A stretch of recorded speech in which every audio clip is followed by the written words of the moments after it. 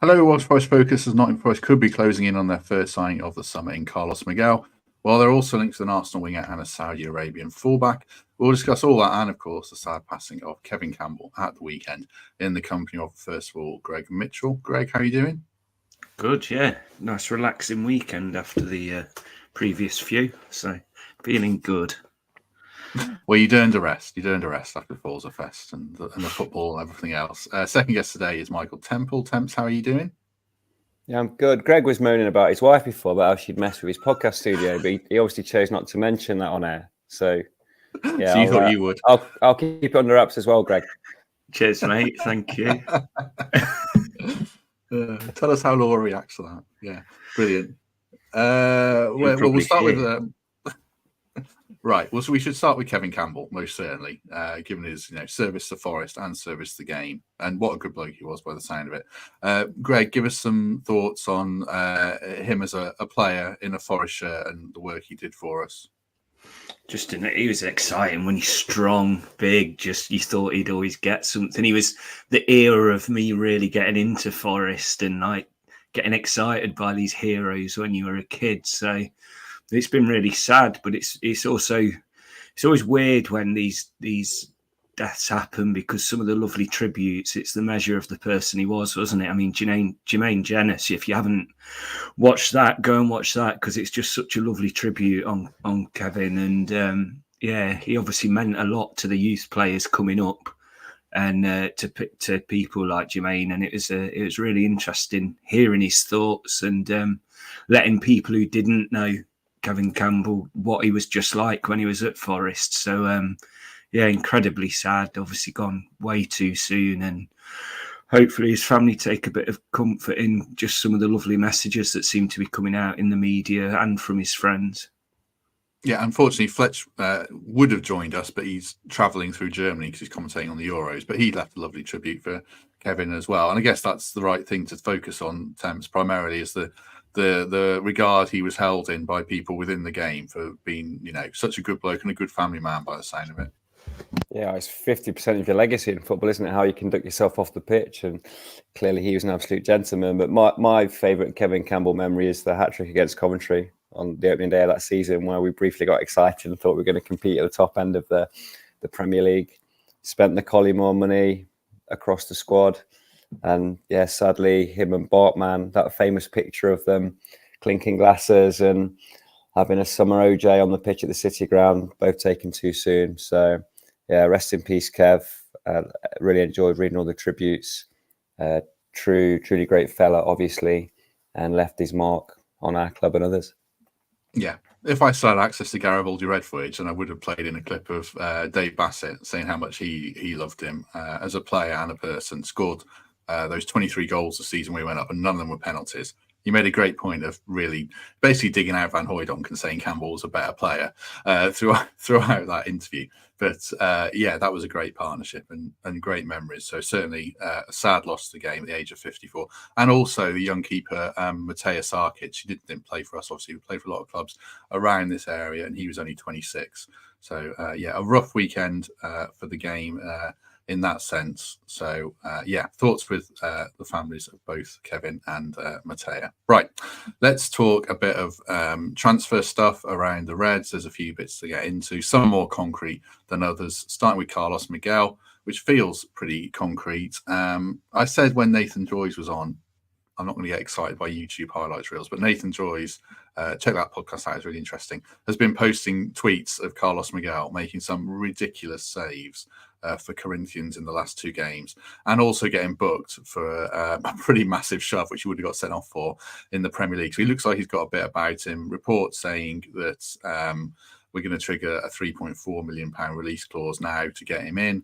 I guess, Temps, does it feel like hopefully we're doing what we did with Murillo and getting in early and swiftly before he moves beyond us? Absolutely. It feels like zero risk, doesn't it? We've got this ability to gain an advantage in the South American market, and Corinthians seems like a happy hunting ground for us. They've churned out quite a prolific number of players who've gone on to have success in Europe and elsewhere. So I trust the level. I think you can shine in that league and it can translate into being effective in the Premier League. more importantly, right age profile, and it's no fee, is it? 3.4 million quid for a fellow that's got a chance of being in your starting 11.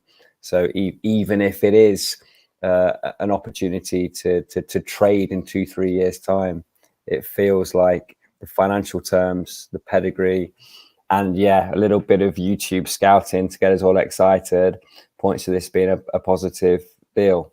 So whilst I am in the camp of Sells being, okay, I'm comfortable, I'm confident with him in the sticks. I'm happy that he's the best keeper in the squad at the minute. We've got a problem to ship a few out because there are still far too many goalies at Forest on decent wedge. I'm excited at the prospect that this fella could be an upgrade, and he's clearly coming to compete for the number 1 shirt. So makes perfect sense to me, and he looks like the type of player that could be effective in the Premier League. Bit of needle, like you say, you need that. Have to be slightly mad as a keeper. I don't want him getting sent off needlessly, as Brees did famously on that occasion. But if he can waste time from goal kicks with 2 minutes to go, then he gets my vote. He does have a look of the bit of the Brees Sambas about him, the way he conducts himself on the pitch, certainly. There was reports at the weekend as well. I see in the Sun, Turner was saying some European interest in Matt Turner. So we'll see how that develops. But I guess Greg Temps makes a good point there. If it is only 3.4 million, it's not a big gamble. If it doesn't work out and it turns out he's needs a couple of years to develop, and then Forest have got him, they can either sell him on or send him out on loan. It feels like the sensible kind of transfer we need to see the club making more. Yeah, it's the kind of risk reward you want from Forest, and it's already been fruitful for us in that area. He's only played 32 games. He's 25. That's very young for a keeper who's going to be a number 1 in a Premier League for the next 5-10 years if he's good enough. So, 3.4 million in this day and age, that's nothing, is it? That's nothing at all. That's about what they're going to make from our season ticket rises. But it seems like a good move. It's so easy to get a good YouTube highlight from a top goalkeeper, but those couple of saves we have seen excite you. And they like him over there. So all the right things are coming out from the right areas. And if it is only us in the frame, maybe it's already done and we're just waiting until after June the 30th. Who knows? But I think it's a good move to say I didn't think we needed a new keeper. It doesn't take a lot to get me excited. So I'm all for it. I guess that's the other thing as well, Sam. Like you were saying, if it doesn't come off, we've got Sells, who's perfectly fine, 7 out of 10, probably a bottom half of the Premier League keeper. So I think we're pretty comfortable with him, even if we do end up with Sells for the whole of next season as well. Yeah, definitely. Look, one of the reasons we're still going to have quite chaotic transfer windows is that even if we're not trying to overhaul the 11 in quite the way we were when we first got promoted, we still feel that part of the role of that football department is to buy and sell players. Chelsea used this for a long time when they were trying to legitimately increase the manner in which they sustained profits, became more profitable. Signing the likes of Patrick Bamford's a good example, whipping him out of Forest young, knowing that he's not necessarily going to be the answer for them, but with a couple of championship loans, 3 years of development and a fair wind, he'd be able to be shipped on for profit at some point. So that's, I think, becoming a legitimate part of our strategy when we're not going to sell as many shirts as Man United, we're not going to sell as many tickets as Newcastle. Is there another way we can gain advantage for PSR? And one of the ways is to buy cheap and sell high with emerging talent and emerging markets. So I get it. I get the thought behind it. We've got 2 players in Turner and Vlachodimos that want to leave, aren't satisfied in being number 2s. So if it's a Brazilian signing and Sells next year, having a genuine scrap for the one makes sense to me. But there's another angle to this too. We are going to continue to trade players to seek to make profit. And if we're disciplined in the age profiles, in the manner in which we acquire them, in the price that we pay, that's a legitimate tactic for a club of our size to start to climb the ladder.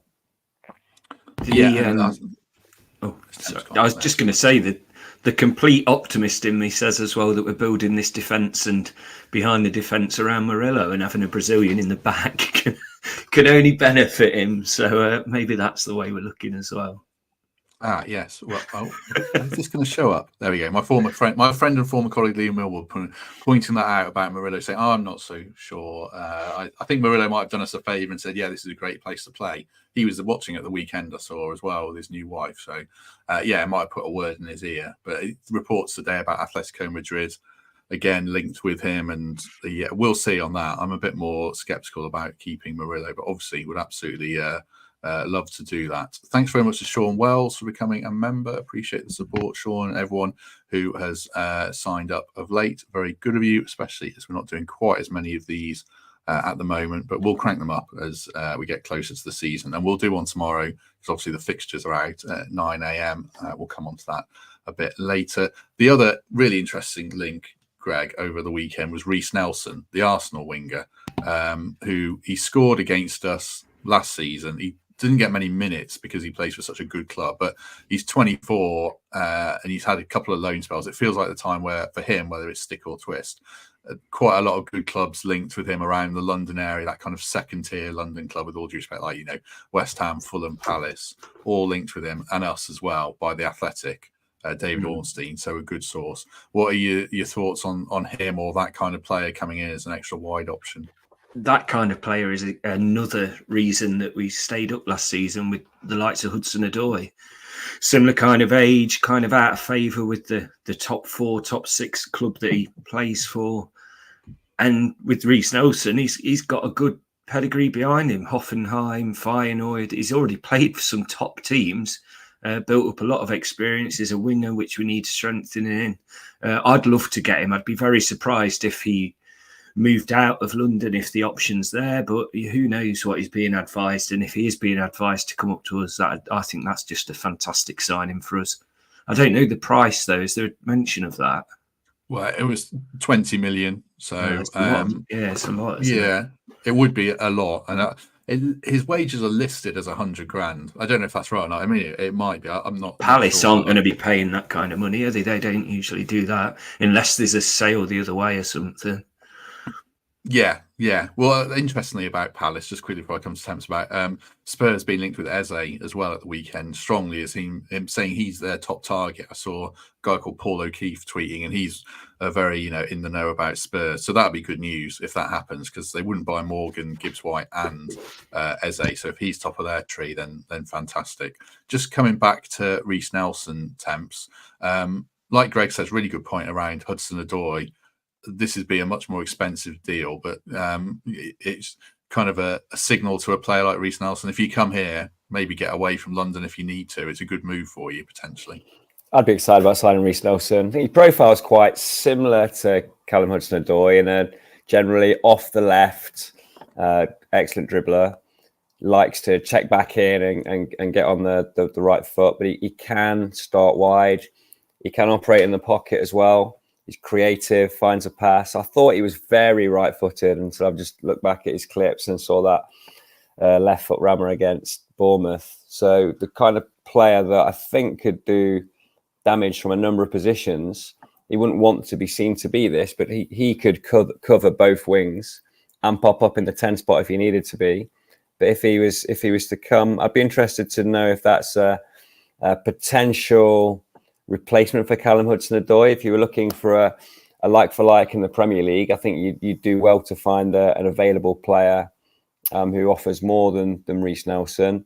Good pedigree at Arsenal, had to have those loans in Europe, as Greg said, where he's done well and shown a hunger and appetite to play week in, week out. I think he's 24 now, so at a crossroads. If he came to our place, he'd get more game time he's ever going to get at Arsenal, but probably feels like he deserves that company and deserves to be in and around a squad that's going to have European games at this stage. So feels like an ambitious target, but one that I'd welcome into the squad and would keep 3 players on their toes, given that bit of utility value that he has. But it's the dribbling. It's just be on an island with Reiss Nelson as a defender, and he's going to make you think.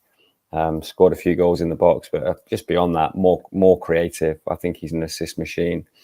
He gets whacked a lot, attracts the yellow cards, but I'd be excited. I think he'd add a lot to the squad. I guess, Greg, we don't have huge amounts of money to spend this summer. So if there is going to be one big outlay of around that 20 million figure, I don't think we'll go 30 million like we do with Sangai. But if there's going to be one £20 million signing, is he the kind of player you want us to sign, or would you rather hold out for a striker or a replacement for Murillo if he goes? Because there's not a bottomless pit, is there? No, if we get through this June the 30th mini deadline and we're in the green, then I think that makes the whole window completely different, because if then Murillo gets sold, we could just use that money to replace him with another defender. I know it's not that simple, but I do think it's a very good point about where Hudson-Odoi is at the start of the season, dependent on this signing, if they are in similar positions. But we'd be selling Hudson-Odoi for a very similar amount of money, wouldn't we? So then if that's the case, excellent replacement. It wipes out the sale, so it'd be a good move all round if that's what the plan is. If we're spending 20 million on a player and we've already got pretty decent ones in that area, then yeah, striker for me, like that's such an important role for next season. It's what we've missed out on so much. Can't rely currently on the ones we have for 40 games. So yeah, it'd be the striker if we're not going to sell in other areas. As Peter says, do us a favour, hit like and do subscribe if you haven't already. That really helps us out with the old YouTube algorithms. You made a good point as well, Temps, there to pick up on, just around versatility. We probably need someone who can cover those 3-4 positions, and the age as well, and the hunger. That's the kind of thing that would interest me, a player with a point to prove. A 24-year-old English lad as well, who with a positive season at Forest could attract bids from elsewhere. So it's sensible, isn't it? We're not I'm trying to think of an equivalent player who's 32, 33, who might do it for a year. Signing Reiss Nelson on a 3-4 year contract is sensible trading, isn't it? He's in a situation where he may have been told by Arsenal, we can't guarantee you regular starts, certainly not as much as you'd want, but we're going to have a 60-game season and you're going to be involved. And that might be enough for him. It's silly season, isn't it? So there's not a lot of concrete stuff out there, and we'll find ourselves spending 10 minutes discussing any name that the Daily Mail chuck out on a given day. But yeah, that was one of the transfer rumours that excited me, just because the pedigree's there. Proven Premier League player, can live with the level, deserves to play more than he is, has shown that hunger to get out on loan to Europe rather than sit on the bench for Arsenal at the time when he was developing. So the profile of him, his body of work, and where he finds himself in his career points to this being a positive one for me. Could get expensive. I think there'll be multiple clubs interested in signing him. So we'll see. But as off-season football rumours go, this one's made me smile more than most. Yeah, a million miles from being done. But one of the exciting ones that I don't mind talking about, and it's from a good source in David Ornstein at The Athletic. Hello, Greg. Where's Temps gone? He'll come back in a minute. Yeah, he just got bored. He's had enough. He'll be back. I don't know what's going on. Right, let's take a quick word for our sponsors, the Trent Navigation, while we wait and hope Temps rejoins us. You can get your tickets now for the England games at Nottingham's original and most authentic fan zone, I would say. They are still to play Denmark and Slovenia. There are now 2 big screens outdoors, 2 outdoor bars, a brand new food court, a very expensive, nice pizza oven that people can make the most of. VIP is sold out for the Denmark game, but there is limited general admission available. And for Slovenia, there's still a few VIP tables plus general admission. Get your tickets online from, is it Gigantic or Gigantic? I always call it Gigantic and then get told it's Gigantic. So yeah, it is what it is. It is what it is. I would have thought it was Gigantic. I couldn't get in last night, so we watched it elsewhere. But it looked fantastic. So I'll be surprised if there's many left for the next 2 games. And if we make it through, I'm sure that'll be the place to grab your tickets. How could you not get in? You can get in anywhere. Well, to be honest, it sold out, so I thought I'm not gonna ask. So we went round the corner, had a quieter one. Wazza was in where we were watching it as well, so turned up in his Golf GTI, and yeah, it was good. Temps is back. Did you watch it? Yeah, I watched the game. My friend had a bit of a garden party, so we were around there. in a gazebo while the kids are running wild in the garden behind us. So yeah, I think we've got a credible chance of winning the tournament. I know it wasn't a fantastic performance, but there's 6 or 7 players in that side that could win a game on the day. I'm just in awe of Bellingham, what he is and what he can become.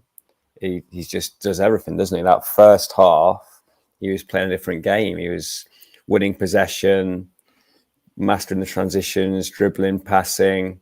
The timing of the run for the goal was exceptional. I think he'd have barged Harry Kane out of the way to get onto that ball if he had to. He just made such an aggressive run for it. So I'm excited about this England side. I think the World Cup was looked like it was in our sights for a little while, didn't it? But it's a squad that I'm excited about. He's picked the logical team that I think a lot of people would have down as their 11. I think we can grow into it. But yeah, I'll advocate for what you boys were saying there as well. The Nav's got to be amongst the best places to watch it. Yeah. Do you know, with Jude Bellingham, he speaks like a 35-year-old captain who's been in captive. He's just unbelievable, isn't he? Even after the Champions League final, rattling a load of stuff off in Spanish, and just his talents beyond the football pitch. He's going to just be incredible. He'll be one of the best ever, I think, obviously. Already is getting close to that, isn't he? Just what a talent. And I hope he's got an appointment at some point, Greg, to do what he's doing in the Premier League. Yeah. It's crazy that this guy's emerged and hasn't yet. Takes a lot to get a player away from Real Madrid, though, doesn't it? Because they will absolutely have their claws around him for many years now. We might see him when he's 35. Talking of kids running wild, my daughter flooded the bathroom and it ran through the roof into the kitchen as well. So I missed about half an hour of it, but I missed the worst part. I missed the second half. But I did see the first half, and the only Forest-related point I was going to make was I thought Gahey played really well from what I saw, and it's nice to see a player from the so-called smaller club starting a tournament and playing like that, which should give a little bit of encouragement for someone like Morgan Gibbs-White, hopefully, that if he can somehow muster his way into that squad and he's not going to start ahead of Bellingham. We just spent 5 minutes talking about how good, probably the best number 10 in the world who could play, as a 6 as well. But, maybe someone like Morgan could force his way into the squad in time and looking at the bench options we have there. So, yeah, I thought we did fine. We won. It used to be years ago, you'd think, we've drawn the first game and not lost. That's a good start. And we've won it. So pretty encouraging for me. Right, let's get back to some a little bit more Forest-related transfer chat. There's a couple of other names. Well, one other name we're linked with, who I'm sure we're all experts in, so we won't spend long on this. Saud Abdulhamid, Saudi Arabian right back, age 24, linked with Villa and Toulouse and Nice and West Ham. It's nice we're saving costs by sharing our recruitment team with West Ham this summer and being linked to entirely the same players as them. But 3 million quid. Know nothing about him other than he played in the World Cup against Argentina. But going for a right back, Greg, at 3 million. I thought you were going to ask Thames. Going for a right back at 3 million. Great hosting, Matt. Flawless hosting, Davies. You carry on, lads.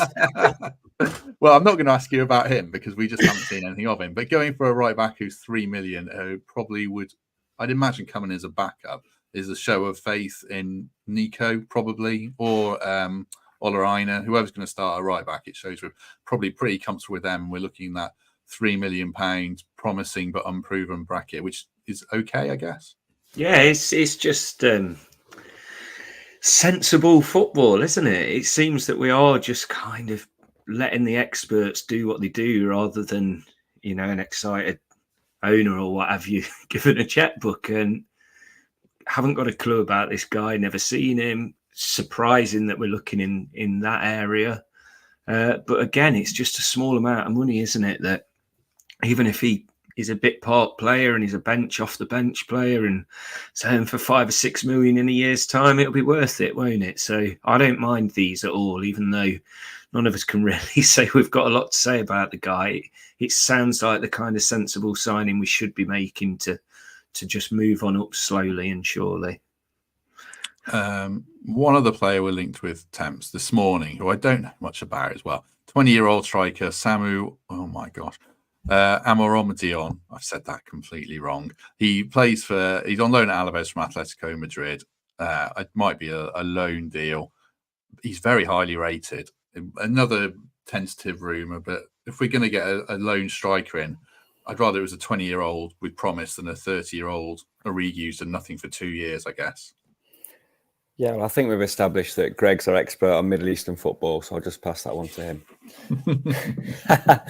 I don't know anything about the lad, but any time that a network of European clubs is attracted to the same player, it tells you that statistically or characteristically, something is indicative that they're playing below their level, so that they're going to get whipped out of whatever that level is.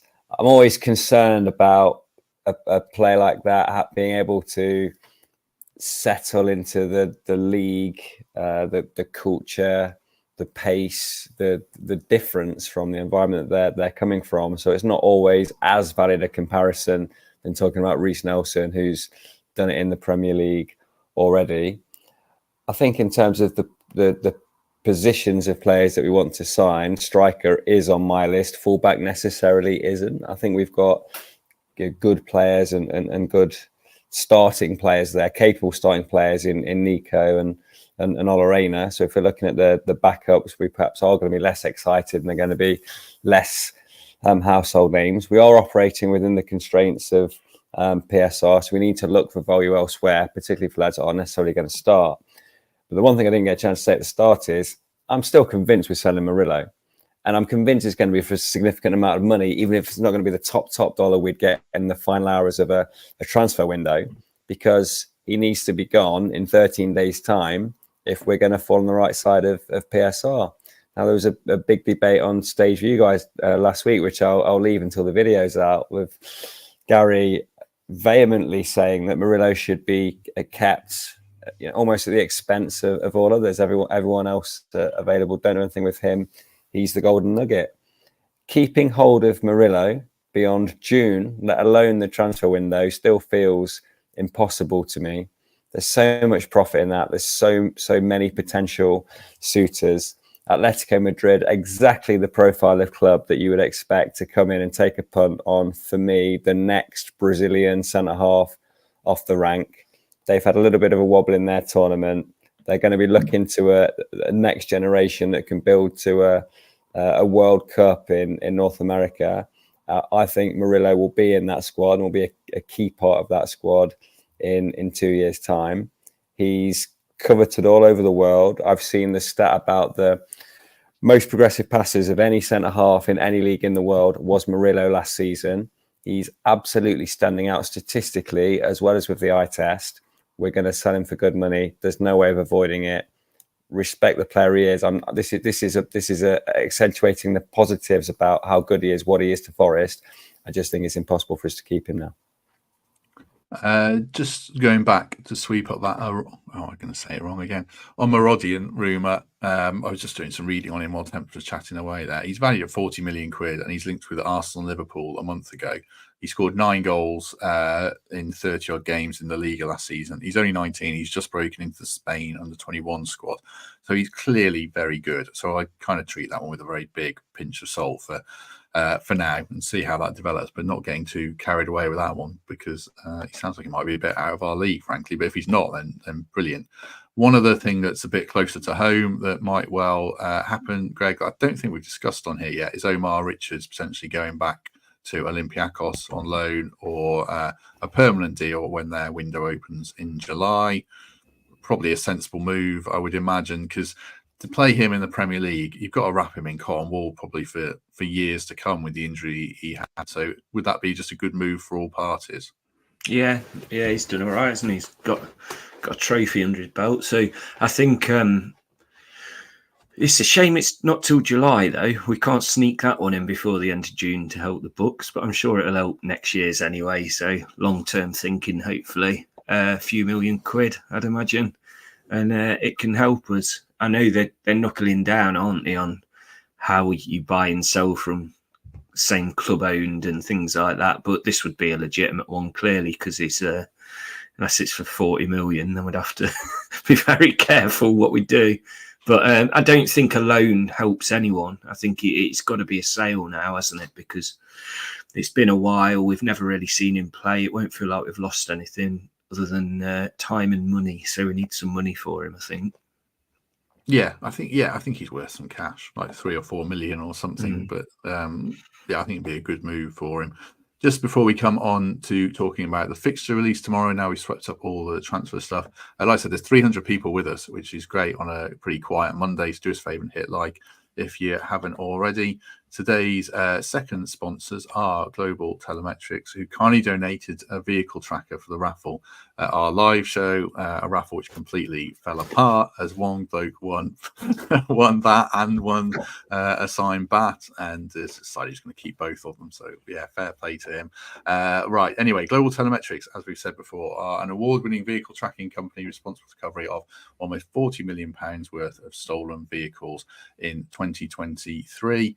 They have a range of no tag, no start tracking devices that actively prevent vehicle theft. So if you leave your keys in your car, but if your driver detection card is not present in your vehicle, it will be immobilized and will not start. So stick it to car thieves and get a tracking device from Global Telemetrics. Right. Am I right in saying you can also stick them on your dog, Matt? Well, yeah. I think the bloke who won was a bit leathered, which is fine because it was a live show. And he said he was going to stick it on his dog because his car was crap. He said he was going to give it to his nephew who has just bought a van, which is very sensible because people nick tools out of vans. So, yeah, Greg said he would keep, if he won 2 prizes, he'd keep both. I mean, here's moral Matt who nicks 20 quid off an old lady that dropped off the floor and then telling people to give prizes back. Hang on, just to clarify that for people who didn't see that bit on the podcast, I was paying 20 quid in the street. I did not rob an old granny.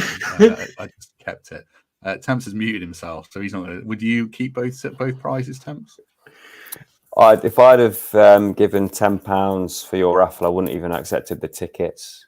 Just take my money. You've got new windows to pay for. You've got a flooded bathroom. No doubt you'll want to get some more wall art. You know, we've slowly seen you decorating this room. You just take my money, use it for your home improvements. Thank you. I'll take your money. That's fine. That's fine. The chap who did win, I don't know his name actually. He's a big supporter. Dion. When it comes to all our live shows. What? Dion. Well done on the raffle, Dion. I'll call you later to fulfill your bet. Well, there you go. Yeah, he comes to all our live shows. So I'm not digging him out. It's funny. It was fun. Anyway, the live show is out as the podcast on Wednesday, and as Temp said, Greg and not Greg, Gary and Emily had a bit of a ding dong about Gibbs White, which I thought was quite funny.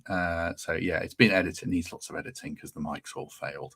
But it'll be out on Wednesday, and good to see as many people there that came along. Right, fixtures are out tomorrow at 9 a.m. Greg, this did come up on our live show, but just get your thoughts quickly before they come out.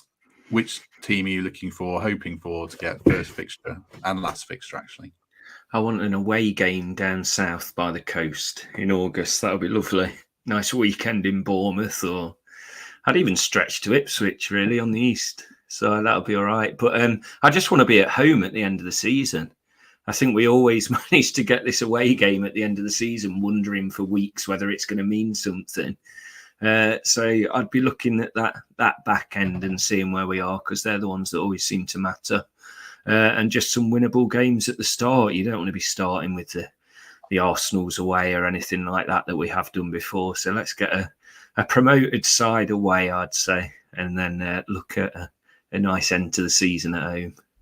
Yeah, stick some names in the chat if anyone's got any preferences or general teams they want to play. Brighton away would be a good one with their new manager. I actually quite fancy that one. I think the thing for me is you have some winnable home games first up. You don't have an absolute nightmare start. We were basically did last season and did okay. But yeah, what? But yeah, this is a comment from Shane, who's Greg's mate. That's another mate of ours. It's not about me. Oh, okay. It's on Who's about that then? Matt Taylor. He lives down in Felixstowe. He's called Sandy. Yeah, for obvious reasons. Okay, but he's a nice guy. He's all right. He listens to this, so I'm duty bound to say he's a nice guy, but he is a nice guy. I like Matt. He's okay. What about you, Temps? Who would you want first up, last up, or you're not bothered at all? I want to start at home to one of those deluded clubs where the fans do those meltdown videos after any game that they lose. So Arsenal Fan TV still being the original and best. So if we could beat Arsenal in the opening game of the season at the City Ground, and then just watch a 10-minute clip of everyone calling for Arteta's head and wanting, I don't know, Odegaard to be sold because he's terrible off the back of some 90-minute mishap, that'd be the dream start for me. I've still got this really romantic memory, Greg, of the Palace away game back end of 2 seasons ago. I think that was the perfect way to end that season. So let's start the season against Arsenal and send Arsenal Fan TV into meltdown. Let's finish the season with our Lilos at Selhurst Park. And in between that, let's relegate Leicester. In fact, that's it. They're my 3 objectives for the year. Beyond that, if we can improve by 8 to 10 points, I'll be happy, man. We started last season against Arsenal. Didn't send them into meltdown. Oh, we lost, but yeah. Well, I've got to make it was much improved, though, wasn't it? It was 5-0 the season before, 2-1 this season. It was. I walked out that ground feeling pretty optimistic. Cooper was going to do the job that season. Hey, that's a point from Steve Battlemuch as well. Home for Boxing Day because Newcastle away for the 12:30 kickoff wasn't very good. It was good after, but a bit rough in the morning. True, yeah. It was that game where we got hammered by Arsenal when Reiss Nelson. Did he score 3 or 2? I can't remember, but he came off the bench and absolutely mullered us. I think in that game. I think he got a hat trick. I'm sure he did. Correct me if I'm wrong in the comments, people. But yeah, I know he scored at least 2 against us. So. Yeah, right. I think that covers just about everything for today. Not too much to discuss, but good to have so many people with us. Any other business, anything to add, Greg Mitchell? I've been multitasking. I'm supposed to be playing paddle at 1 o'clock. I've never played before, and one of the lads has just dropped out. So I don't know how busy Temps is at lunch, putting him on the spot. It'll work. Say that's a no. He's taking his break at 11:15 to do this. So. This is my lunch hour, Greg. I've got to administrate cricket. My only other business is cricket related, unsurprisingly. So it's Notts v Derby on Friday. So if you're missing your live sport and you want to come and see Notts Outlaws v Derbyshire at Trent Bridge, get yourself involved. 6:30 start on Friday night. Paddle at David Law is exceptional. I know it's hard to get a court, so you need to find someone, Greg, because there's 20 people. We've got one at 1 o'clock, but there's only 3 of us, it seems now. One of the lads is ill. I imagine he watched the England game last night, but we'll see. Take them both on, Greg. Handicap match, you v the other 2. You can win. Hey, the weather for Friday looks good for once as well. So, 10%, 5% chance of rain. For once, so might actually get a decent evening.